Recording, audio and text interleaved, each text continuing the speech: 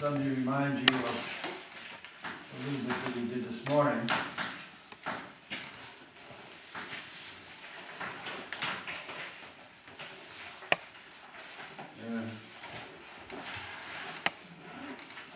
We recall that if you have projective space, two space,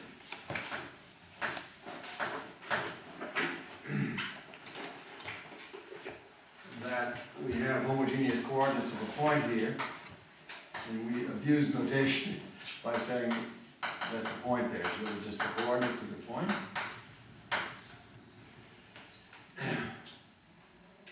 And these things are linear functions, of course.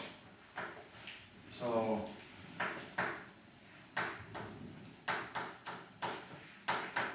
are linear functions.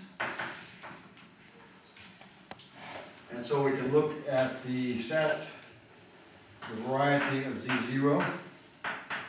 That's where Z0 is 0. So I quite often draw it like this. And one good point in it will be here, for example,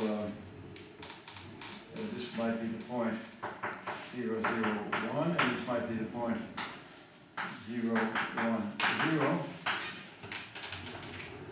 And then on this line, you have all possible points parameterized just by combinations of these two, so maybe such a point.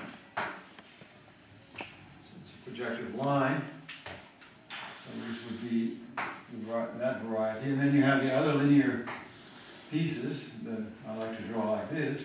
Let's see, this remaining, so to speak, standard point. And maybe this would be, this is maybe Z1 equals 0. And this is Z2 equals 0. So these are the standard spaces, standard linear subspace. So lines are easy to understand. These are examples.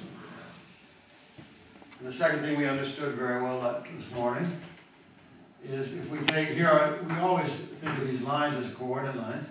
And then if we take a quadratic equation, so I took this morning an easy one, but it doesn't matter, a rank 2. It doesn't matter if the rank is 1 or 0. Excuse me, rank 3 quadratic form. I took the standard one, which I call Fermat conic. And I took a point here up on the top. Of course, it has a tangent line. But I consider all lines through here. They intersect at exactly one point. And so this gives us a map of the curve. Say this is the curve. This gives us a map of the curve onto P1, just associating to this point of the intersection the line. This mapping may be pi, some sort of projection, can be shown to be holomorphic and injective, biholomorphic. So we see that the curve of genus 2, at least if it's a maximal degree conic, is P1. P1. And there are, this is rank 3 as a quadratic form.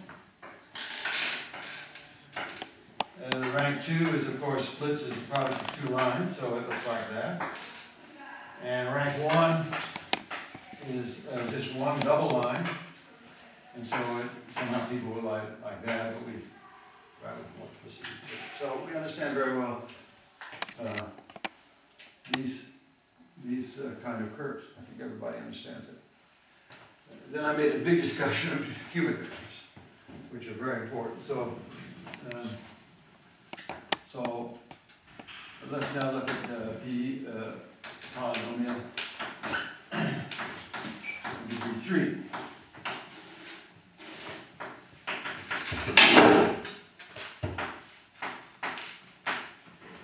And this study is really interesting. I mean, just the study of cubic polynomials is very interesting. And I mentioned a family that I always think of things in families, even here, I think. So I start with the Fermat, for example, and I'd like to move it. Now I'm going to move it in a way that maybe you're going to find funny, but I'm going to use this kind of movement here. So I'm going to multiply by a parameter here and a parameter here, like this. I like to discuss this movement. So now look at that. I'm thinking of this point, this parameterization. So for fixed points here, that's some cubic curve. For example, for zeta 1 equals 0 and zeta 0 equals 1, that's the original Fermat. And for zeta 0 equal to 0 and zeta 1 equal to 1, that's the singular thing. So this thing here is, as we talked about this morning, is a beautiful torus. And this thing here is really a very heavily degenerate torus. I mean, it's not a torus. I mean, it's. You can imagine what that looks like. That's a Riemann sphere, another Riemann sphere, another Riemann sphere. Each intersect. Well, you see where they intersect. So it's sitting in there in some way. This picture is a little bit idealized. So you see, that's I'm moving these. This is a family, and I view this parameter as being in P1. So let me show you how I like to think about this. So I look at this equation. Let me write it again just to be precise. So I look at the set of points zeta 0, zeta 1. I'm just writing the coordinatization of these points. Now where is that? Where are these points? In P1 cross P2. Okay? So I'm thinking of the parameterization running in P1, and in the vertical direction I'm moving what's going on in P2, and then I write the equation. So this let's call this equation stop.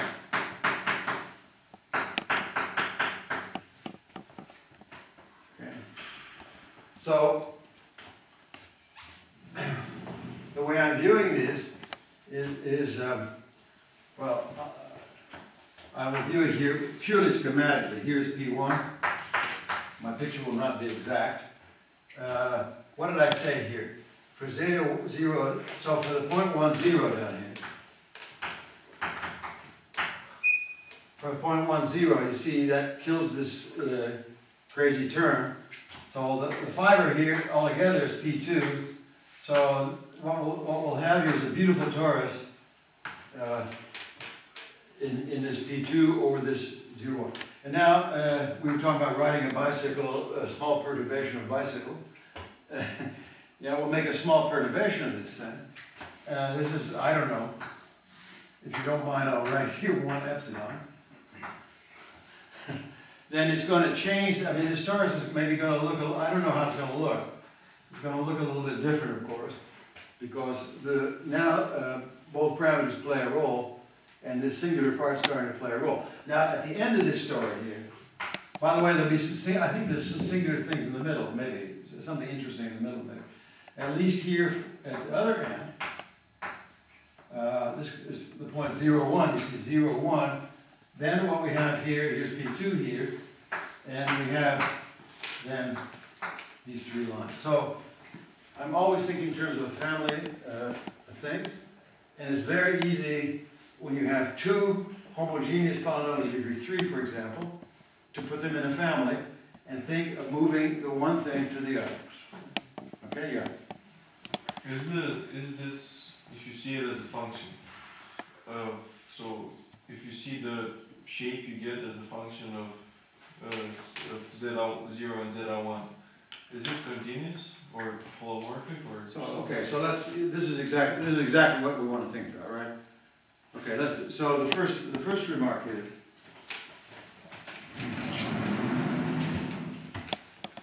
first remark is this thing is a subvariety. This is a word of P1 cross P2. Now, when you hear this word, instead of submanifold, okay, this means it is defined locally by equations. And of course, you see the homogeneous equation, but you could dehomogenize that equation. You know, if you understand what I mean. If zeta 0 is not 0, we can divide by it.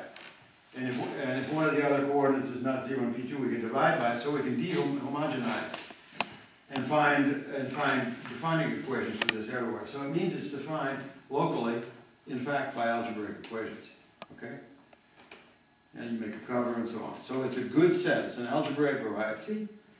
And in every sense of the word, then this mapping is about the stupidest mapping you can think of, because this is the restriction of the projection from P1 cross P2 to P1, right? And you just restrict that to this crazy subvariety. So the subvariety is looking something like a tube here. I don't know how. And it goes around here and does something completely insane here. I don't know. And there's certainly some singularities along here, but it's fiber-wise one complex dimensional, fiber over one complex dimensional. So it is a surface, a complex surface, with some singularities. But everything works on this, so you have to develop a little bit of the theory of singularities and so on, but everything's okay. So in that sense, I think that answers your question. It's even holomorphic, and certainly continuous. Okay? So that is exactly what you want to think of. This is somehow a continuous movement, really a continuous movement of that. Okay? Okay. And now that principle, I call it the moving principle.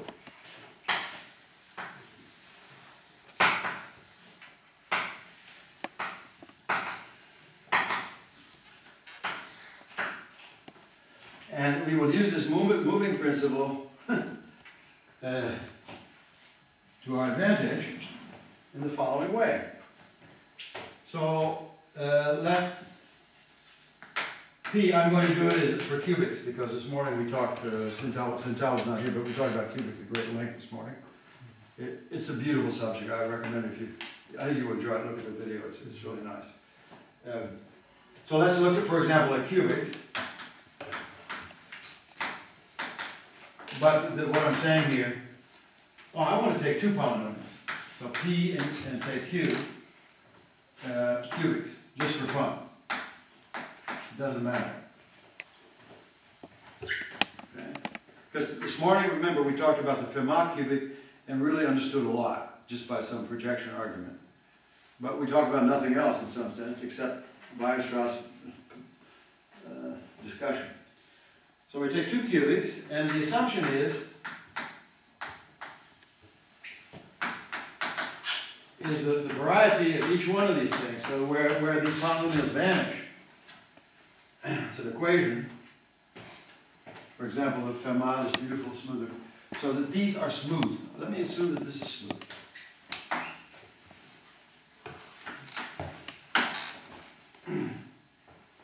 Okay, that means, what does it mean when I say that?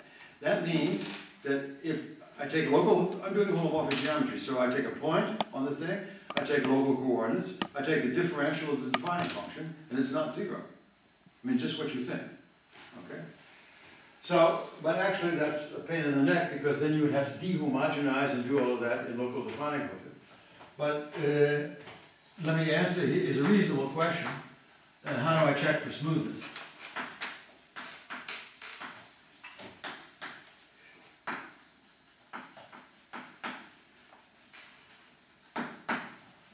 What I just suggested is take local coordinates, write down the function, take the differential, right?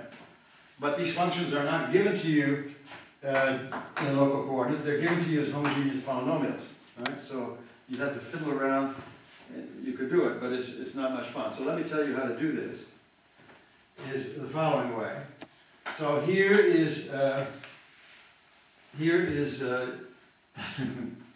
have to develop feeling for this. So we have some polynomial here equal to 0. So this is say p equals 0. It doesn't look like this, but it's okay. That's the thing we're interested in. And okay, and I want to check it's smooth. And here's how you do it. You go. We're sitting here in P2. So what you do is you go to P3, or you go to C3, because you must hate me for this, because I have pictures in my mind I see perfectly, but I'm not very good at drawing. So let's discuss this matter. So back here is P2 in the back. This is the back of the room. And then we have the origin in C3. Here's C3. And here are all the lines to the back of the room. You understand what I'm doing? We talked about this morning. P2 is a set of lines in P3. So I just look at it like this, and so the compactification of C3 as P3 is just you put a P2 at infinity. Okay? So, you get what I'm talking about? Okay?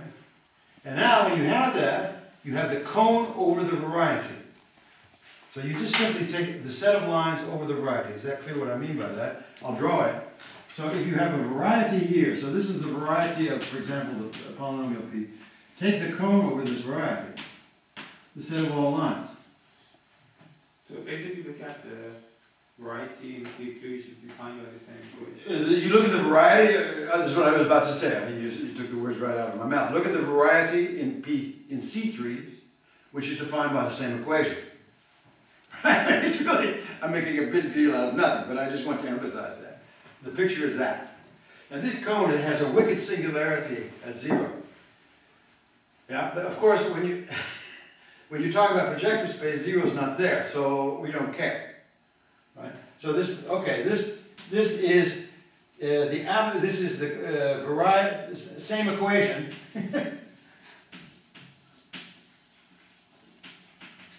In C3. Okay? Same equation. Now, pictorially it's completely clear. If this thing has a singularity here, it'll give us a singularity on the cone. And the cone is a cone is a cone. It's homogeneous. So this action of dilation moves points all over the place. So the moral of the lesson, and you can prove it easily, is the singular set of the variety is just the image of the singular set of the cone. So the singular set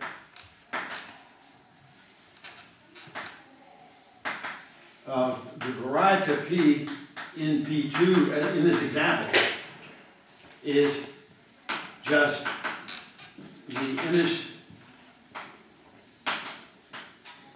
of the singular set of the cone.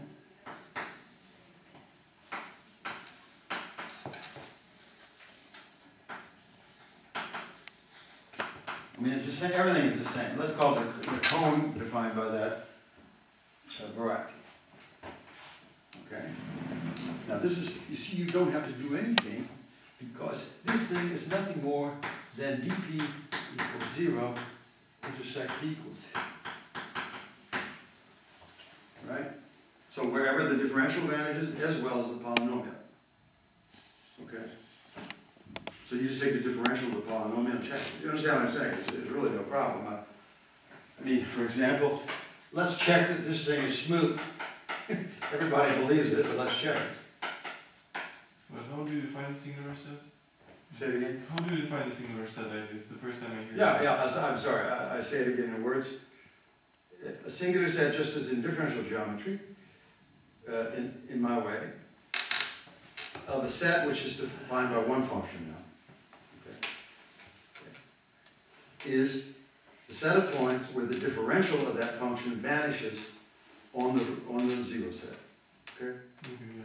Now, that may be not your favorite definition of, let's comment on Mihai's point. How do you define singular set? They're like the bad points on the submanifold. Say it again? They're like the bad points on the submanifold. Absolutely. It's probably not a manifold. Yeah. I'm sorry, let's take an example of this. I just want to warn you. This function, a stupid function, the variety of this function, let's say in the complex plane of f, in the complex plane, consists of the origin. I mean, that's a stupid example. But d of this function at the origin is obviously 0. However, this is a submanifold. I mean, the point is a submanifold. So you see, my definition of singularity is very, very strong. If you have a double, like this is a double point, it's still singular for me, even though the set itself is regular. Okay? I mean, it's a little bit funny because it's just one point, but if you don't, for example, f in two variables, f of zw equals c squared, then, of course, here's the z-axis, w-axis, so this is the w-axis is multiplicity 2, and I consider that to be singular. Okay? So, again, you're satisfied with that definition. And so I'm saying, if you localize here, take coordinates given to you by some chart, you will in fact have to de-homogenize the polynomial to discuss it in that chart. You can check exactly this, but you don't need to. You don't need to, because all you need to do is check the cone singularities. It's the same thing. And the cone singularities is just where this differential vanishes and the polynomial vanishes. It's just what we did here. Okay? And by the image, you mean the projection at infinity? Yeah. Okay. And it is the projection, but all it is look at the equation at infinity. I mean, it's the same equation, but it is the projection. It's the cone projection. Okay, thank you. That's a great discussion. I think everything this clears up a lot. So yeah. So this is the only situation that that the manifold is not singular, but what you call it, like if you take the polynomial and take out all of the terms which are like so take the radical, some kind of the radical of the absolutely, yes. So what Kevin is sort of feeling is if you take something like this, which is really has multiplicity built into it, you can somehow change the defining equation. You're taking some kind of radical of the ideal is what you're doing here. Right. And that would be then with the equivalent. Yeah. So for you who have seen a little algebra, you've got an ideal of functions which vanishes on as defining the ideal itself is going to be a bunch of functions. It's going to be finitely generated. Yeah. And it defines a beautiful set. But it might be some nonsense. That's not nonsense. That really happens. Okay? It might be some multiplicities involved. And so you replace this by the radical of that. Yeah? So basically you start with some ideal and then you put in all equations that are related to it. And that kills off this multiplicity problem. But isn't it bigger? The radical ideal is bigger. It's bigger. Yeah. Don't you want something smaller? No, bigger. More equations. So you see, here you have this, but you would change this. The radical. This would be the ideal, right?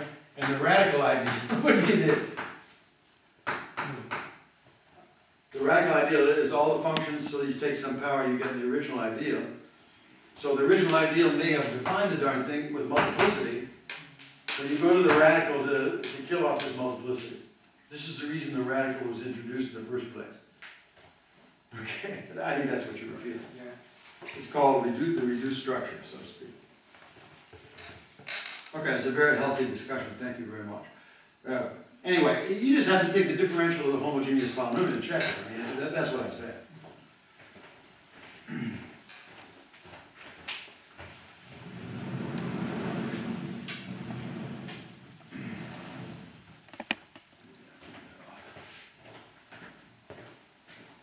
So that's that. And now there is a very, very beautiful thing, and I think Mihai was feeling it when he asked his question earlier. Using the moving lemma or moving principle, you can derive a huge amount of at least topological information, and sometimes much more than topological.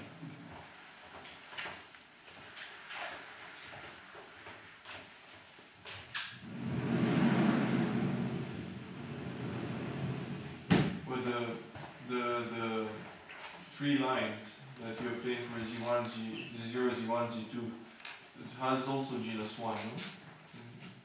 It's like if you put three spheres that are tangent to each other, or? This singular thing. Yeah. You're absolutely right. We must be careful about what genus really means. Yeah, because if you have something holomorphic, usually it doesn't change the genus. Like if you Yeah, but I mean, this thing is singular, so it's pretty hard to say what it means by genus, because genus is definition, you know, somehow. But just to give you a word, it's called the arithmetic genus. There's the geometric genus, and that's the kind of genus that everybody knows about, with a number of handles.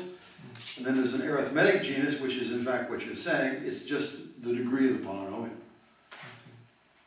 And sometimes they're different.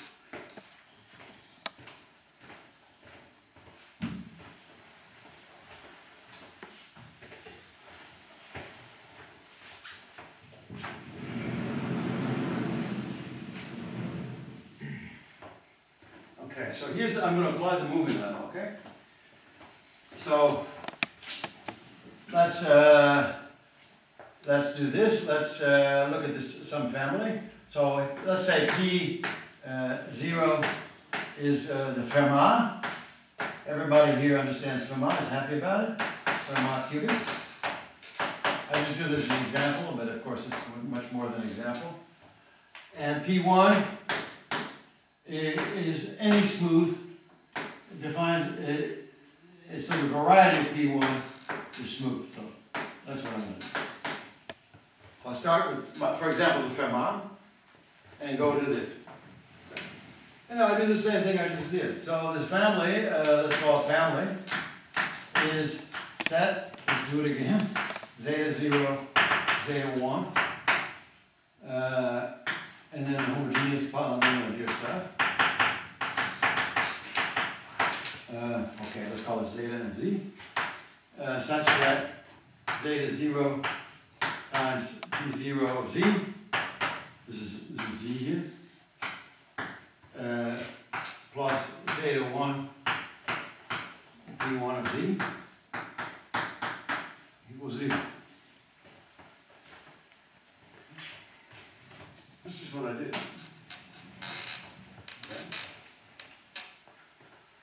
Okay. Okay. Now, well, let's think about this. Here is P1. Here is zeta 0. Here's 1, 0. Here is beautiful Fermat torus that we talked about this morning. Here is 0, 1. And we haven't talked about that. Because 0, 1 is an arbitrary smooth cubic. It's anything. Absolutely anything but smooth. Okay, so we don't know what this thing is.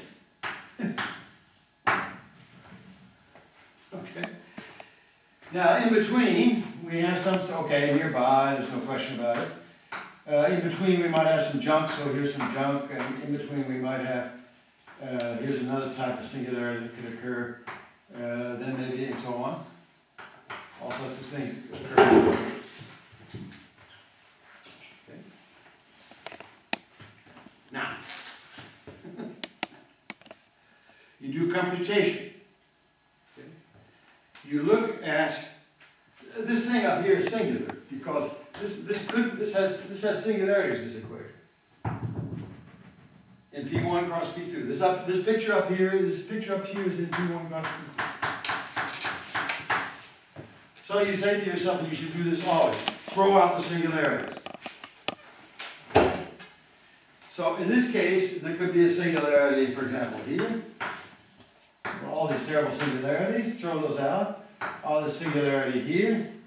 Maybe something could be nice, but maybe it occurs, I don't know, it occurs from multiplicity.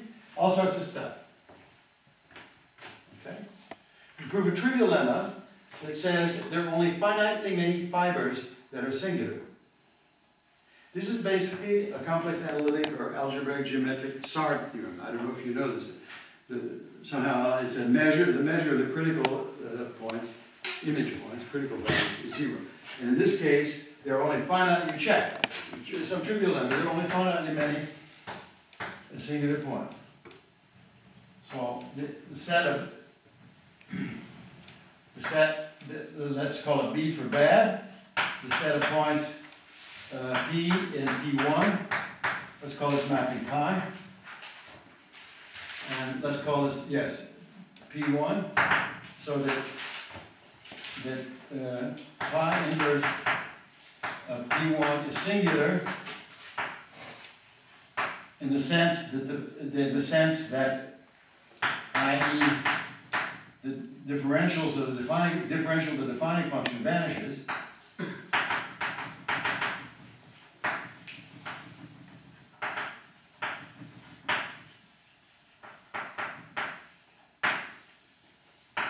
Along the set. This set is finite.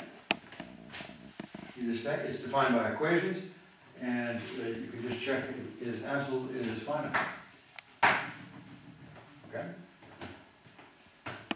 What's with you? You don't believe me? It seems too You strong. can do the calculator. Okay? It's finite. Read it. It's finite. Okay? It's finite. Okay? It's just very simple-minded. I mean, if you just fix zeta at 0 and zeta 1 and look at the cone defined by that and take the differential and check what's singular or not. It's nothing. Just this kind of thing. Okay. So since that's finite, I'm going to draw a better picture of P1. Here's P1. Here's 1, 0. And here's 0, 1.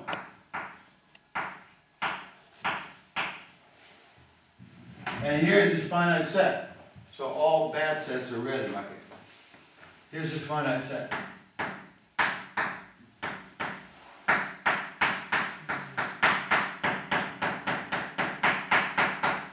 This is the bad set. This where the fiber is finite, where the variety upstairs is finite. Well, it's not so bad. So when you take a curve, a real curve, having fun going around here sometime. Maybe you didn't go around here and go over here, you don't care. Okay. Call that curve gamma. Gamma. Okay. And you look at pi inverse of gamma. Let's call this F R for restricted. And this is the F gamma maybe is a good word for this. So we look at the family F gamma over gamma. Is it clear what I've done? I've avoided the singularities. I have a real curve, and I look at the preimage of this real curve. It is smooth manifold, right? If you want, it's a smooth manifold with the way I've set this up. It's a smooth manifold with boundary. But that's no problem. You have a smooth manifold here. This is actually a fiber bundle. This is actually a fiber bundle. It's maximal rank everywhere over gamma. It's actually a trivial fiber bundle because anything over an interval is actually a trivial fiber bundle. So this is a trivial fibration going from one point to another. Well, it's a product. And therefore, the fiber at 0 is the same as the fiber at infinity. So it's a torus. Differentiably, even. Okay, so it's a torus. Okay. So the last thing is also a torus. Yes. So let's sketch the proof again. And you ask, please. So the last thing is no longer a question. This thing is also must be a torus. Okay. So there are singular fibers. The original thing is a thing, and then maybe over this pink thing here, right here we have some terrible fiber. This is the kind of singularity that happens. But what we're doing here is we're somehow avoiding this with this interesting curve around here to the end, and every fiber here is a torus because this is a manifold, real manifold. This is a real three-dimensional manifold which has this as boundary at one end and this is boundary at the other end. This is a trivial fibration by elementary differential calculus. It says they're both are tori. That's the moving lemma. And a very, very strong lemma. Okay? So basically proved every. Huh? So basically proved every. You didn't even use that it's a cubic, right? No, no. So now I use nothing. Yeah. I just wanted to give it some real meaning. Okay. So the corollary is this. Let me just write the obvious theorem, and then it's easy to prove. So the proposition is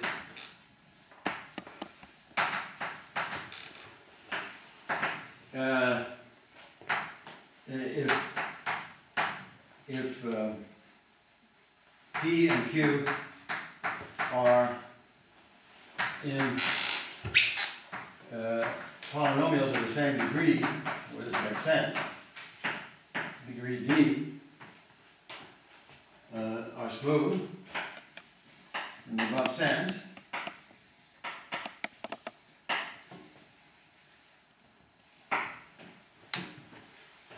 and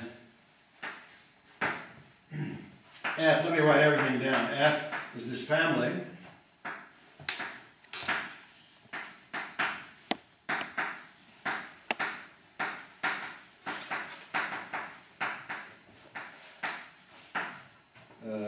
Parameterized by P1, so contained in P1 cross P2.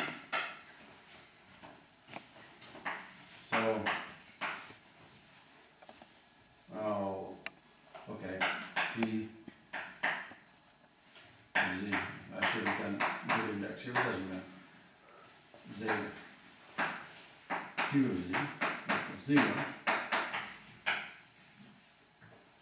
Then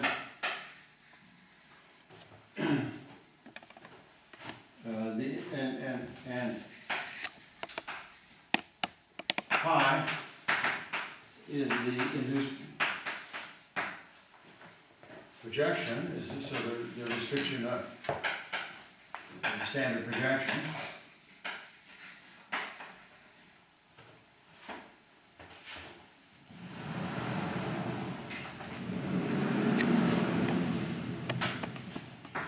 Projection.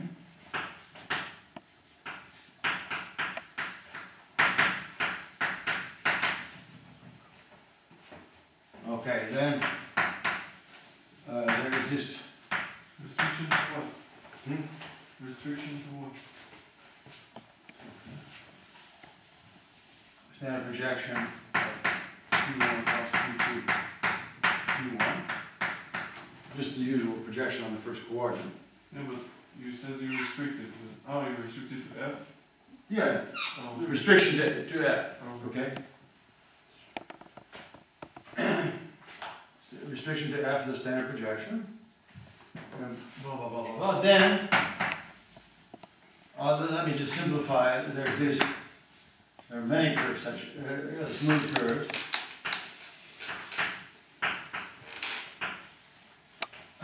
Gamma contained in P1, so that F gamma, which is defined as the pre-image of gamma, is smooth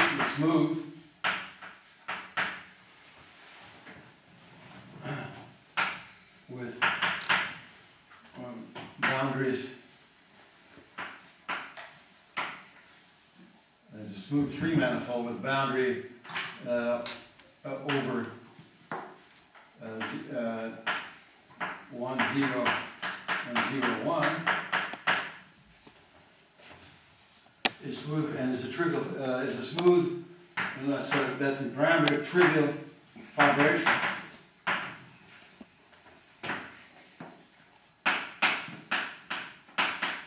And let me emphasize trivial in the C infinity sense. I mean, this is a real manifold. I mean, I suddenly go into the C infinity category. It's a trivial, well, I don't care right now. So all of these tori, or whatever they are, may be different as complex varieties, but this is just a smooth C infinity thing. So what we say is quite often when they bounce some cylinder type thing like this, we say they're cobordant. And anyway, in particular, they're diffeomorphic. In particular.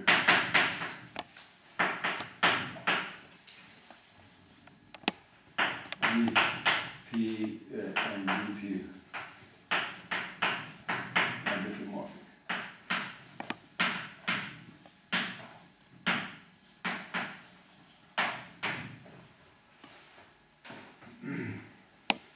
That's really beautiful.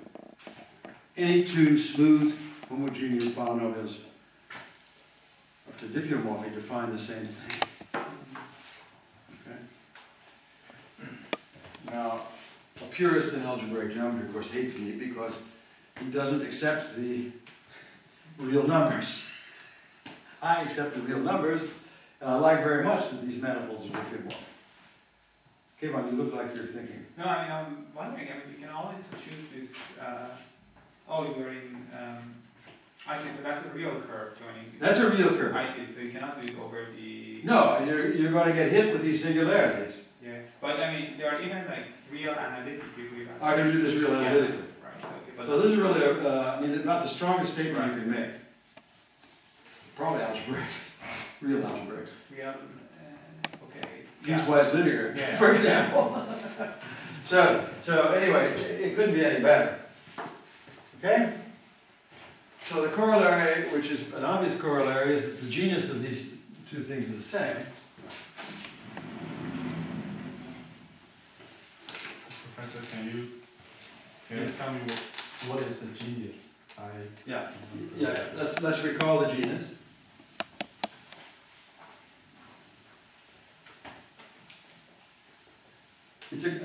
I've not been terribly precise about all of that. Let me just recall what's set up again, okay? So, and it's a very good question, because a genus can be defined in many different ways. So from the point of view of my talks here, a genus is a topological invariant, okay? So let me make a remark on the genus. On the notion of genus.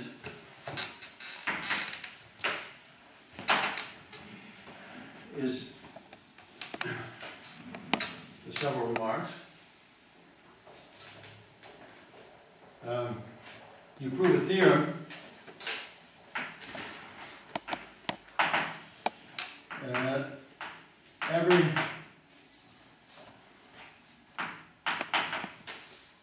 every compact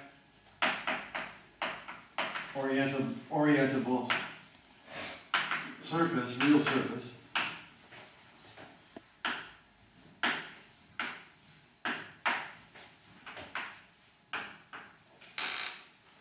is homeomorphic to a handle body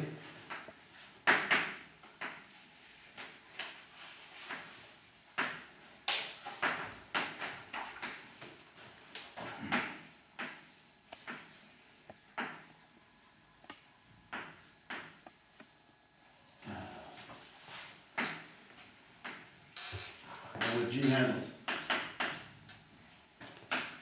And, well, G handles.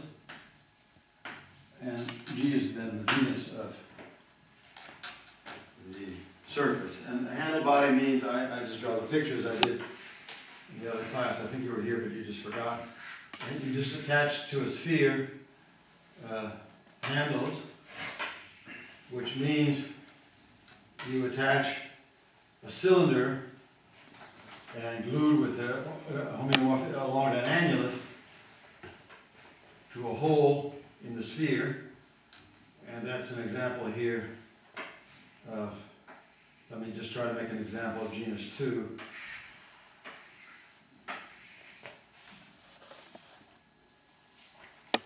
Something like that. That would be you at least understand what I mean. You have to prove this thing. I know Latif gave some weekend lectures on Morse theory. One way of proving this is so-called Morse theory, but I don't know. There's just many ways of proving this. I think it's a non-trivial fact.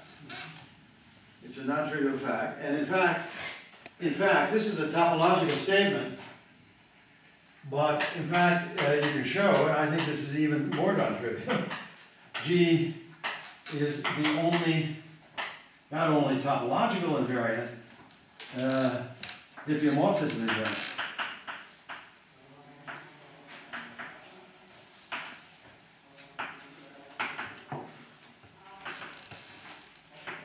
So Centella, if you give me two surfaces, which are smooth manifolds, you know, and you want to know whether they're homeomorphic, you can apply the first statement here, okay? Just check the genius, because it's a homeomorphic thing. I mean, well, this construction here is highly singular here, and that has nothing to do with diffeomorphy when you do it. But the fact of the matter is, you give me two surfaces and you want to know if they're diffeomorphic, I ask you what's the genus, and if the genus is equal, the answer is yes, if the genus is different, the answer is no. Okay? You understand? It's possible, maybe I should mention that one topological manifold has many differentiable structures. Okay? It's possible. Right? Very possible. So there was a long open problem for spheres. So, which spheres have different differentiable structures? Which topological spheres have different differentiable structures? And there's a whole theory of that which is extremely beautiful. So there are many differential, well, more than one differentiable structures. So this is that satisfactory for you now? Okay, that's the genus. And you know what you can do is you can triangulate these things.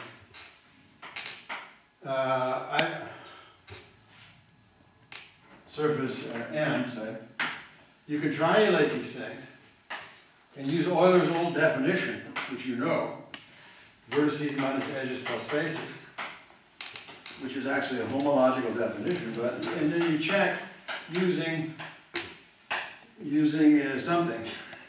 That's this. That's a theorem or a definition. I'm not sure. I think there's a lot of meat here because we talked about the evenness of this thing, whether it's even or not. That's already there. So there's a lot of stuff going on here. Yeah, it's actually this number that's the interesting thing.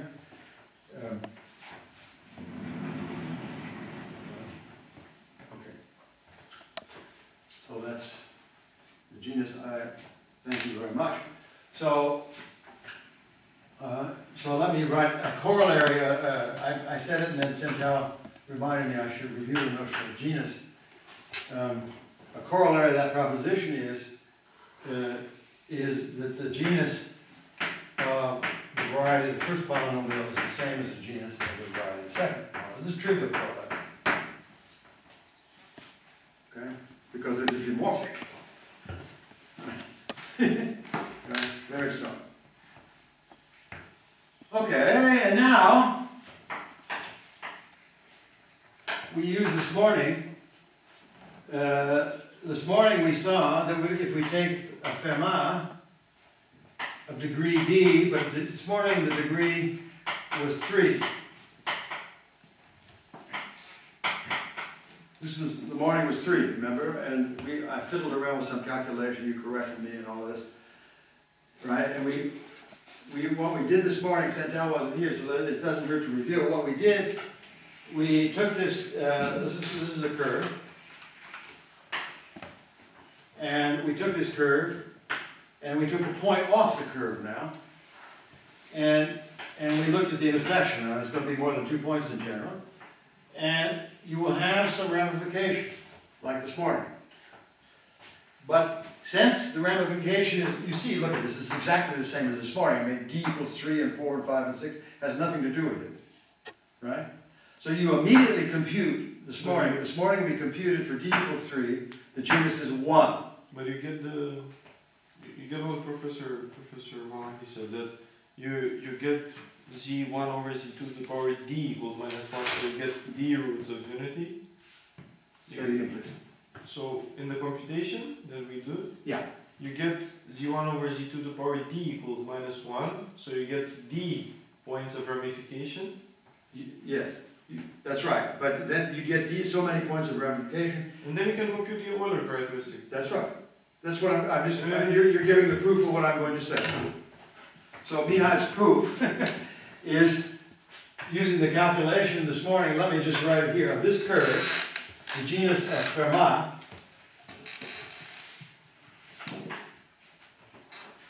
By the way, you know, Riemann's word for genus is Geschlecht, and Geschlecht means sex. So we could, if we could pronounce this in German and French, it would be Fermat sex. Who knows? Is D minus, it's exactly what you said. You have to count, and this is it. Okay. It's do the calculation we did this morning, exactly what you're saying. And that's it. Okay? I mean, I don't want to bore you with the calculations, it's the same. And then you do the moving lemma. And then you have a proposition which is not bad at all.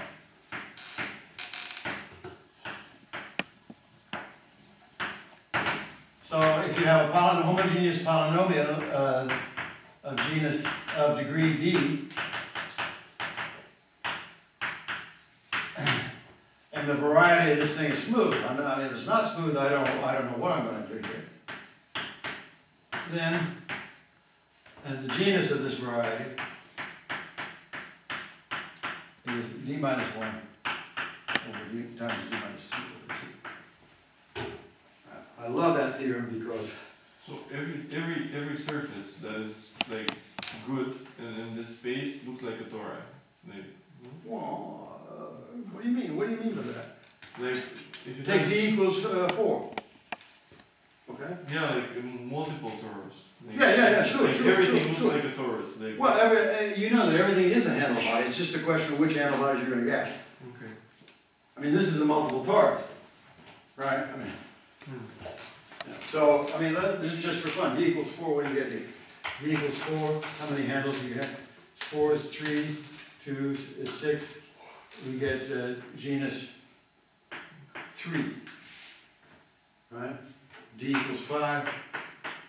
We get 5 times 4 times 3 is 12. You see, we're skipping things like crazy, right? Genus 6, by the way, degree 6 is one of my favorite degrees. It plays a fundamental role in many, many things. By the way, if you're interested in dynamics, it plays a huge role in the dynamics related to, it doesn't matter. It's very interesting. Degree 6, what is this? 5 times 4 is 20, divided by 2, exactly right. Genus 10.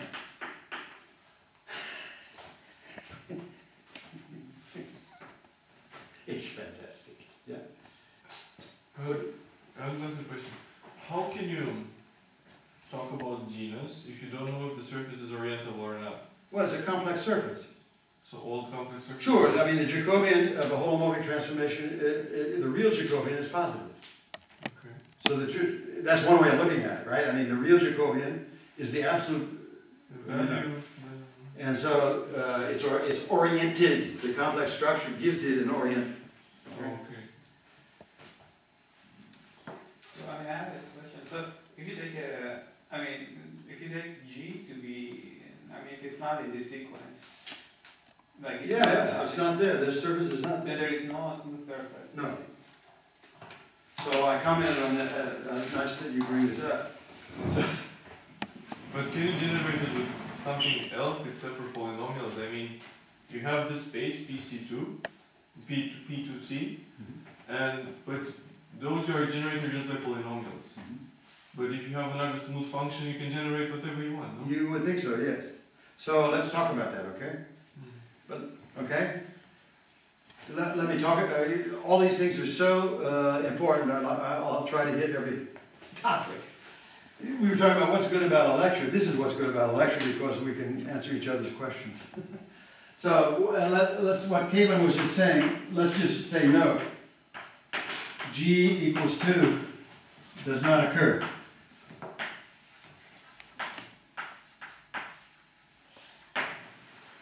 These surfaces, by the way, are very important surfaces for all sorts of considerations.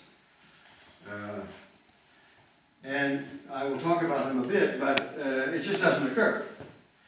Now, what is the theorem? Let me tell you what the theorem is here, and I will prove this theorem. So, if X is a compact, connected, of course, one-dimensional manifold, and I will prove this, I think I will prove foundations for this theorem tomorrow, and I will prove the theorem on Monday. Then X can be embedded holomorphically in P3.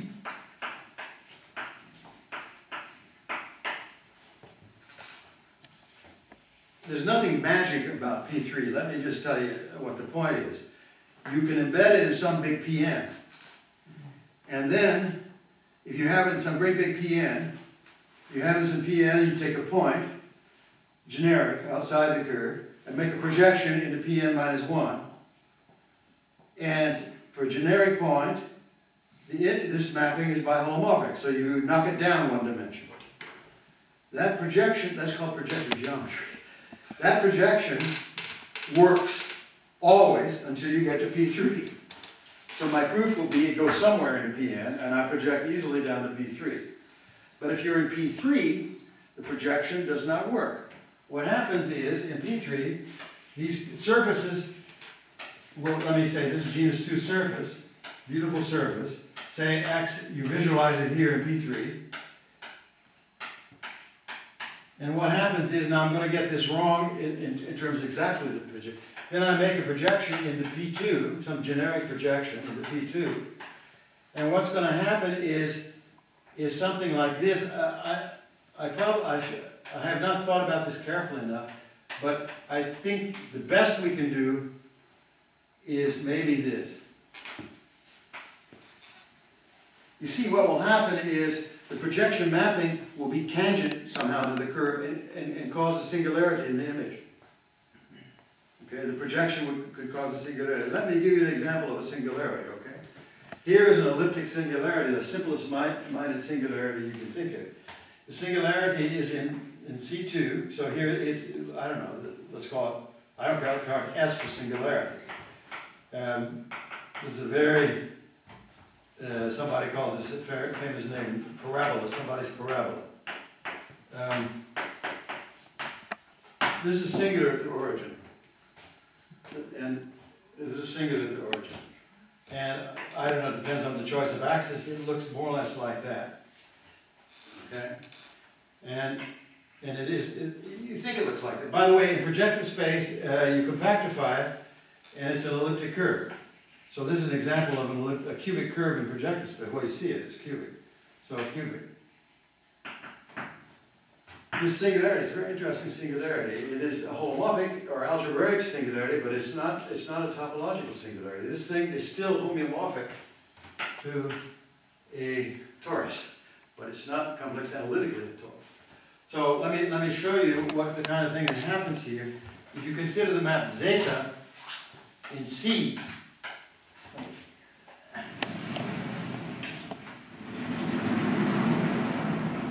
zeta in C gets mapped to this curve, and let me try to get it right. What should I write here? Zeta squared.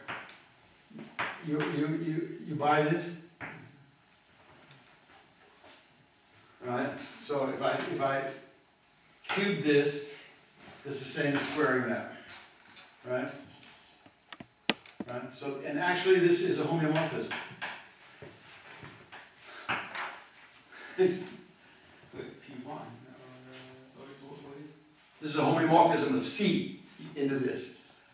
This is the affine curve. So I have not, so this is a homeomorphism from C to S. See, here, this is points to infinity I can discuss. So when you compactify, then do you get the torus? Yeah. It's a cubic curve. Okay. Oh, I see. Well, okay. It's a question of what is the torus. So we need to think about this. We need to think about this. We need to think about this very carefully. So this picture, by the way, I think is wrong. I don't want to put a hole. But it's a cube. Yeah, Kayvon's comment. I mean, we should analyze it. If you want to analyze it, we should analyze this carefully. I think you're right. You should think about this as P1. Because this parameterization just extends somehow. Yeah, that's what I was wondering. Yeah, it extends to P1. Yeah. But it's a singular. Okay. Also, there is a point of singularity, so that's why it's not. Yeah, so somehow the topology has been killed by this. Okay. Okay, but this is the kind of thing that happens. So maybe this is much worse. You lose genus like that. So probably this is the kind of thing that could happen, right? Because of some projection. Yeah. So we need to think about it. It's a very delicate situation. I'm not claiming I could do it, but it'll take me a minute to think carefully. So that's what happens. You have a genus 2 curve here, and this projection, you see you're projecting, and somehow some of these projections will be tangent and so on. Okay? Okay, and you can't get it in P2. You can get a singular version maybe of it in P2, but not it. And that's because Sartre's theorem fails, right? We cannot really find the duration. This thing of finding a generic projection does not work. Right. That's the best you can do. Okay? I mean, it's a little bit like the proof that if you have a real manifold of dimension n, you can embed It's the same proof. So Whitney's embedding theorem goes exactly, Whitney proves that you can embed a real compact manifold, for example, in R of a dimension n into R2n plus 1, and then there are great refinements of that into some very small dimension. I think it's order of magnitude, the greatest integer in 3n over 2. This is an embedding theorem in R. But Whitney's proof, you just embed in some high dimension and you keep projecting down, and then you don't know what to do at a certain point. And this is the point you don't know what to do. And you get some singularities. I think this discussion here, what really happens here is I'm very sloppy here, but I just want to say that this is somehow a desingularization of the singularity, which is a homeomorphism.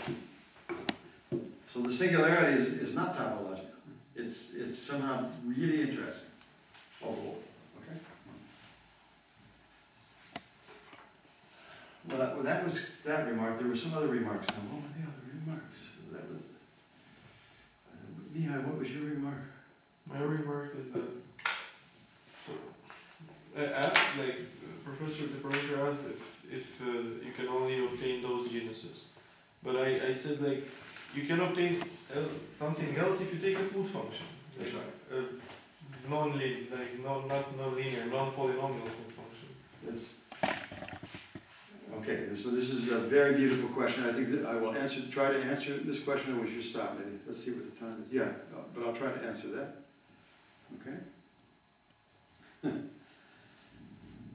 So if you go into the real category here, so you might simply ask, given a real surface, orientable or oriented, can you, a genus 2, can you embed it as a differentiable submanifold of P2? Right? You might ask that question. You did, maybe. I think that's a non-trivial question. I think maybe I can answer a lot about that question if you give me a chance to think about it, okay? But that's not, I think that's a very non-trivial question. So there, as a real submanifold. By the way, there's a lot of work in this area about symplectic submanifolds. And because of dynamical system questions and so on. So that is going into the real category. Very, very interesting stuff. Okay. So let me back off on that question. And let me talk about why not just some locally defined by holomorphic equations? That's what, yeah, why not? Okay. And then, is that okay? I mean, you understand what he's saying. I mean, why not just define locally defined by holomorphic equations? Why not?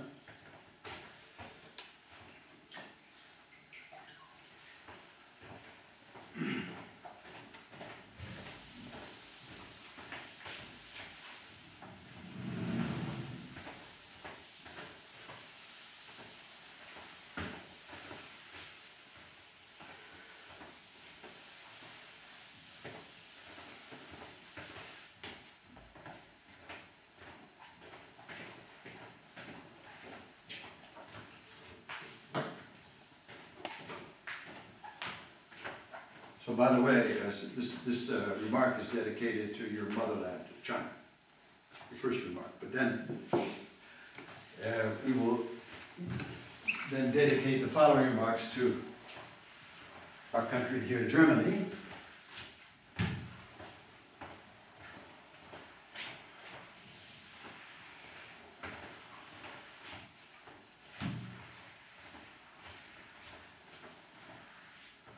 well, let me call this the first Gaga theorem.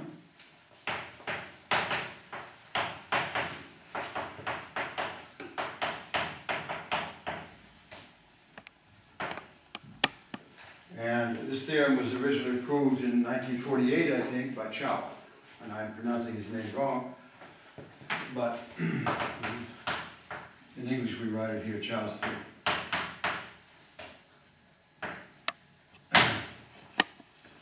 Chow was Chinese, but he went early to Johns Hopkins in the United States, which is in Baltimore, Maryland, if you know where that is, very near the capital of the United States, Washington, D.C. He was a great professor there for many, many years.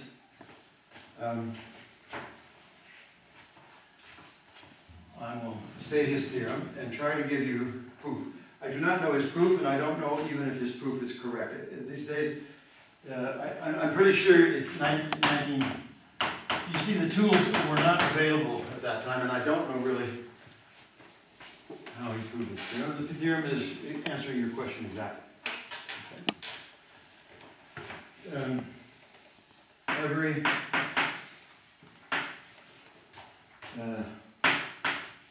complex analytic subvariety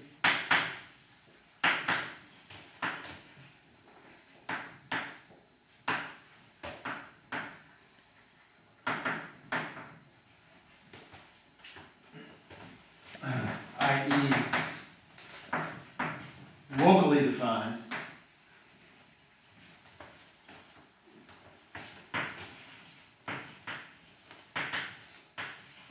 by finitely many holomorphic functions.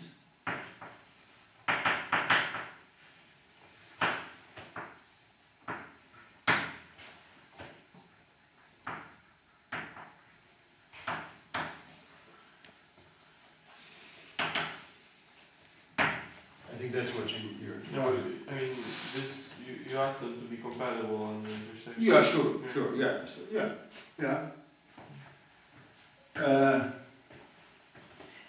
Is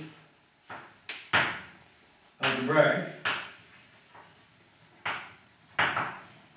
It's a general notion, and I will tell you what it means in this case, i.e.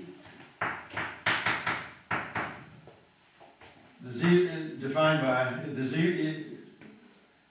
So let's give it a name, A for analytic, i.e. A is the zero set finitely many homogeneous polynomials.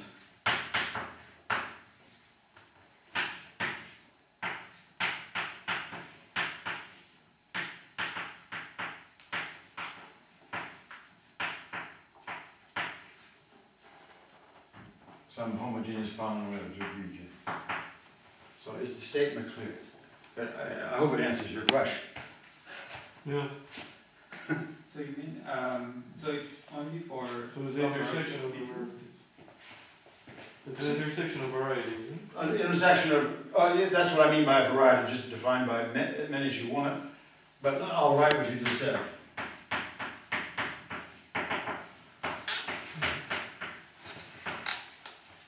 What are you saying? It's a sub-variety of each, of any PM?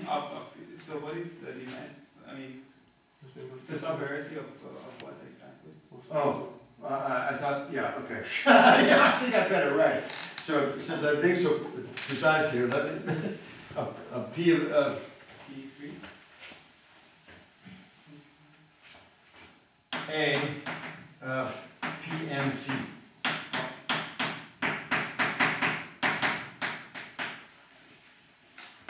Okay, thanks. So CJs are homogeneous in... Many variables. Yeah. Sorry.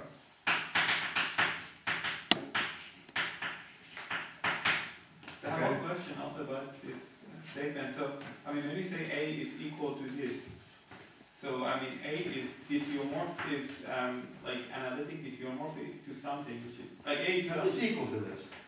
You mean like the set can be defined by polynomial? Yeah. It's equal.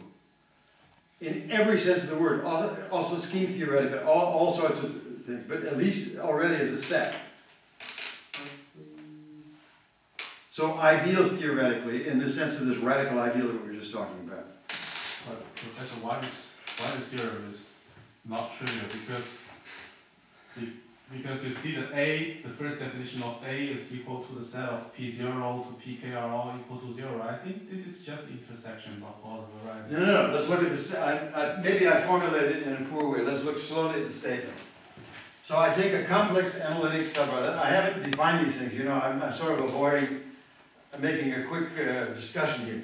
So we have a complex analytic subvariety. Okay, that means first of all, it's a set. The zero set of something. And it's a zero set of something. That's the first. Yeah, it's a zero set of something. Now what? Now what? Now what? So it's a set. I don't know. It's a terrible set. Okay, that should be close. So, and now you look somewhere. You look somewhere. So locally. That means locally in the Euclidean topology. So that means locally you take a small open ball here, and locally it looks like this. And that means locally this thing is a number of equations. I don't know about how many, 1,000. Some number, physicists always write big N. Equations equal to 0.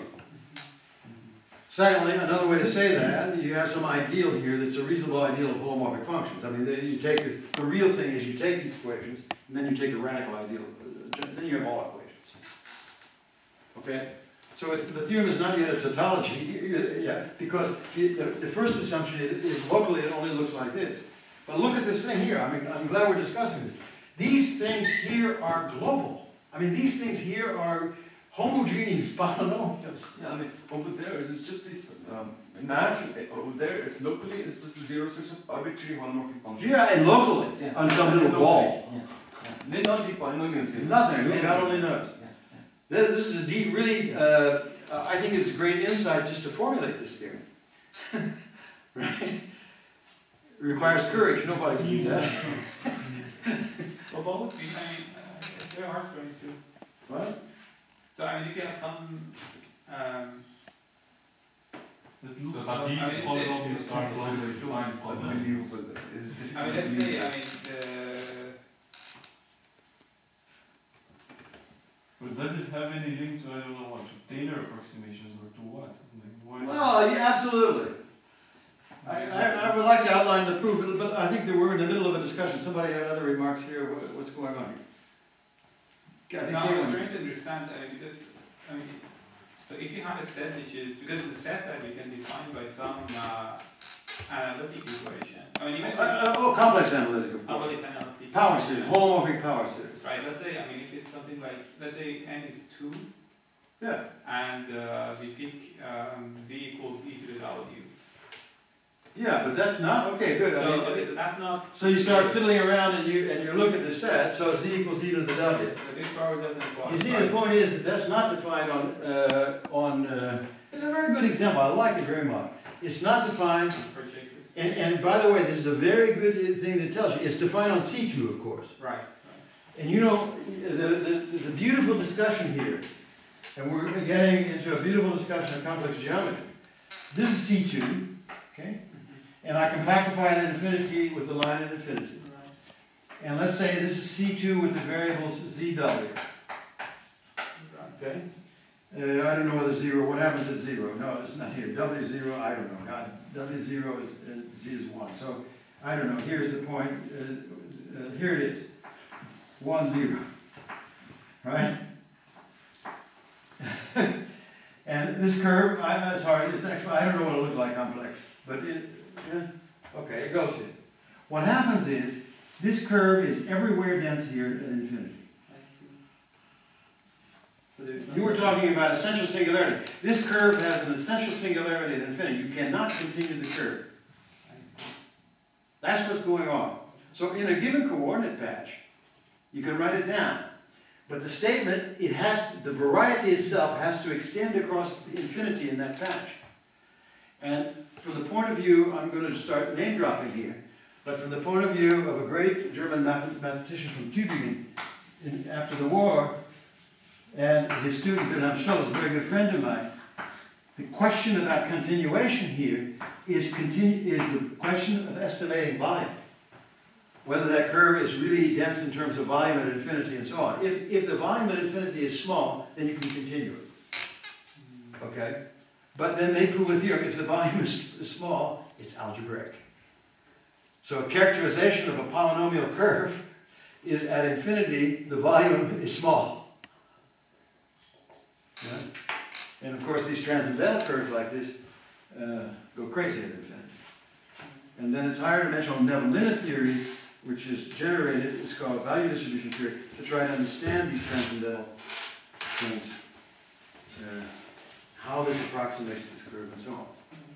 It's really beautiful stuff. And now the last remark, since you asked about Taylor series, if you don't mind, I'd like to answer your question. We're looking over the time, but I'd like to answer that question.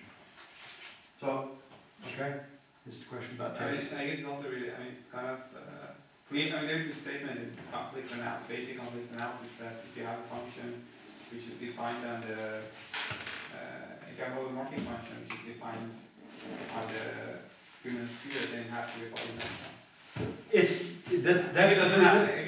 That's the first, but you know even it better. The Liouville theorem says if it's bounded on the plane, it's constant. But that's right. But Liouville theorem that's not the right Liouville theorem. The correct Liouville theorem says if it's continuous at infinity, right? So you see, then it's a polynomial, right? And this is somehow the statement, the analogous of the Liouville theorem. See, this is highly non-continuous at infinity. But the major psychological point is this is a set and not a function. And so we have the notion of continuation of sets rather than the notion of continuation of functions. And this becomes a very interesting, very deep theory that I love very much. Let me just comment on your thing.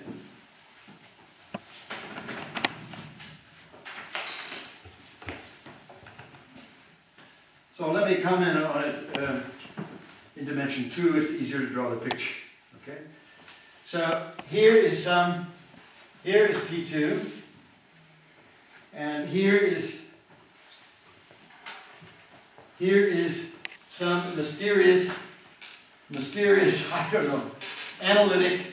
So here's the statement. The statement is A is an analytic subset of P2. So locally defined by holomorphic equations. Okay. So at this point, I want to tell a very beautiful story. So one of the great fathers of complex analysis in all of mathematics is Henri Cartan.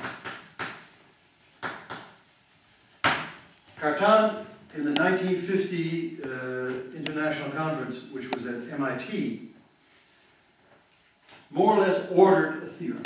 Like you go into a Pumas place to buy French fries, and they don't have any, and you say, I want some French fries, and they say, wait 5 minutes. So he said, you have to prove this theorem. He said, take the cone over this thing. Okay, so that's the cone over A. I mean the affine cone over A, so this cone over A is in C3. You see, this is C3 here with P2 at infinity. Take the affine cone over A. Now we all know, we've been confused by this. This picture here is incredibly optimistic. Because what is true, the cone, you pull it back, this is a sub-variety.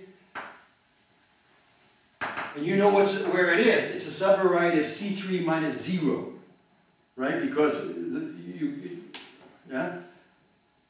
there is no map of C3 onto P2. There's a map of C3 minus 0 onto P2. And you pull back, yes, this is a sub-variety of C3 minus 0. Cartan said the Chow proof is, he didn't understand the Chow proof. He loved this theorem. He knows how deep it is. He said the right proof is the following. But he couldn't prove it. Extend the analytic set across 0. Extend the cone across 0. You see, it's not a function. Extend the cone across 0. Do you understand what I'm saying? A priori, the cone is an analytic cone outside of 0. So extend it. Okay? Well, the extension is called the Remmert-Stein extension theorem. Proved a few years later by Remmert and Stein. Basically Remmert's thesis. So Riemann and Stein say this, they say that you can extend across codimension 2. See, the point is codimension 2 in this thing.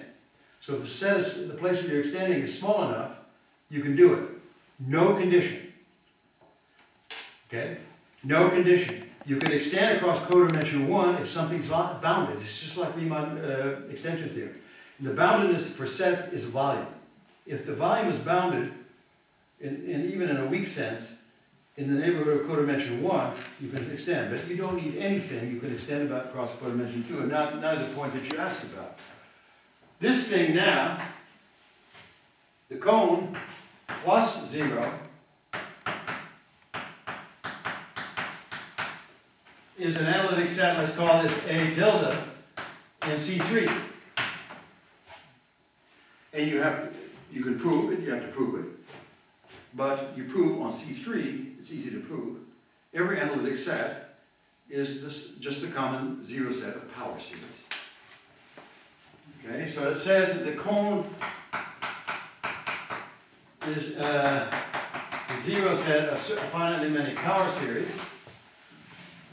So let me write this, the Fj, or just global power series.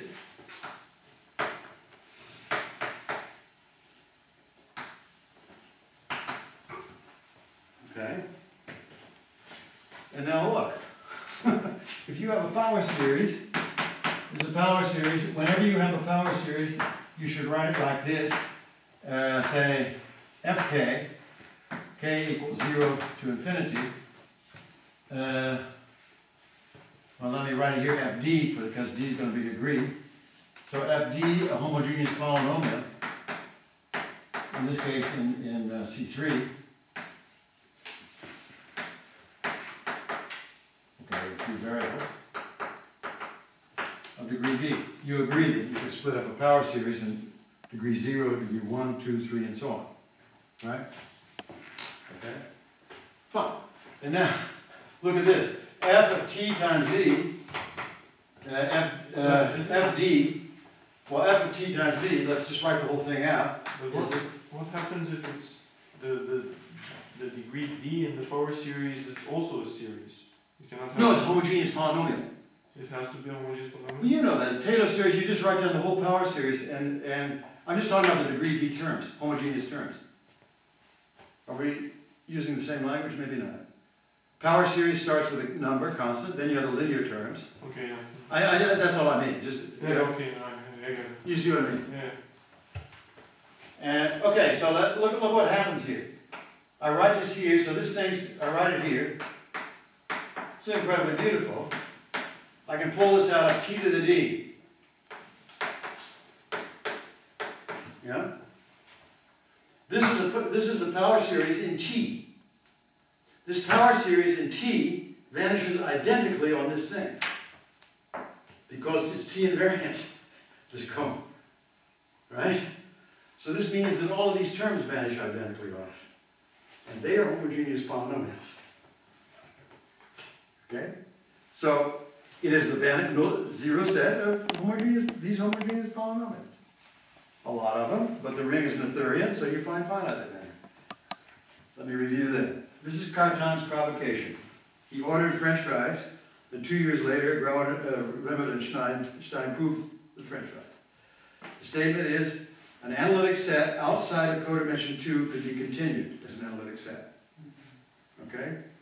Then, in this case, the 0 set is codimension 2 in this thing. So you can extend. You write down the 0 set. Now here's the theorem. That it's the 0 set of globally defined power series. This has been known since the 19th century. What? What do you mean by extend? Yeah, I'll say it again. You take the topological closure. Okay. And so it might be wild, who knows. Take the topological closure. The resulting set is again an analytic set. So it means it's again defined by holomorphic functions. Okay. And what you added, to close it, is also an analytic set of lower dimension. It's the best you can do, right? You see what I'm saying? You close it up and you only have to add some small set in your own category where you're So operating. it's more of a boundary problem. So. You're finding somehow a very small boundary. Yeah? No, you can add. Yeah. That's the Riemann-Stein theorem. Fundamental theorem. Here, Cartan ordered Europe only across a point. but it's really the essential thing. And then you get the power series development, and then you use this little idea that pulling out the homogeneous terms, that all these homogeneous terms have to vanish, and that's it. But isn't it, like, for me at least, the fact that, so I have a set, let's say, of dimension 4, right? Adding a set of dimension 2 is just, like, a set of maximum dimension 2. It's really, really small compared to what you have. So the theorem should be easily proven. Is it easily proven or not? No. Why is it easily proven? Let me tell you why it's not easily proven. It's a very deep theorem because I'm going to have a hard time drawing this because, okay? Look, so here's the big exceptional set, E. And outside this exceptional set, you have a beautiful analytic set. This is A. Okay, you understand in the notation, okay, and I want to extend it across. Now I can't do this. A is very big compared to E. Now, right, A, I told you about codimension. So E is much smaller, but, well, okay. Anyway, what can happen here is it just, I mean, C infinity, you can do it all over the place. Its closure could be, its closure could be anything. I can't give you a good argument, but you can imagine with C infinity functions you can do anything. More or less you have to organize it. You see, you can't organize like Kevin wanted to do that because Kevin's example here is across codimension 1. I mean, Riemann-Stein doesn't apply. But Riemann-Stein, isn't it like, it's a much harder theorem than just adding a point? That's right. I mean, adding a point, I suppose it's easily proven. Is it? Riemann told me that as soon as he knew how to do it for a point, he knew how to do it in general. So, no, really. But you're absolutely right. It's a codimension statement. Okay? And somehow a point is the first example, and that's almost enough once you think about it for a while. Okay? It looks, I don't know, I see what you say. It looks easy, maybe. Just add a point. It's like in several variables when you generalize the Riemann's extension theorem. So it's like extending over one point is the same as extending to over a thin subset. Yeah, that's right. It's the same thing. Yeah. Well, you know that. That's more or less it. Yeah. By the way, suppose you can send, you know, you can't extend the set somehow quasi-reasonably across that point. I see what your point is. But why should that be defined by a homomorphic function? So topologically, properly defined by a continuous function is a joke. Yeah, that's what I'm saying. Like continuous is easy to get. I think so. And now you're coming close to the proof, probably in some sense. So you can define it by a continuous function, and then you say, let's take d bar of this continuous function.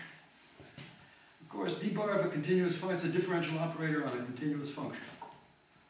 You can't imagine you can do a C infinity function, right? Because it may be singular. It is certainly singular there. Mm-hmm. So, I mean, you see what I'm saying? There's some point.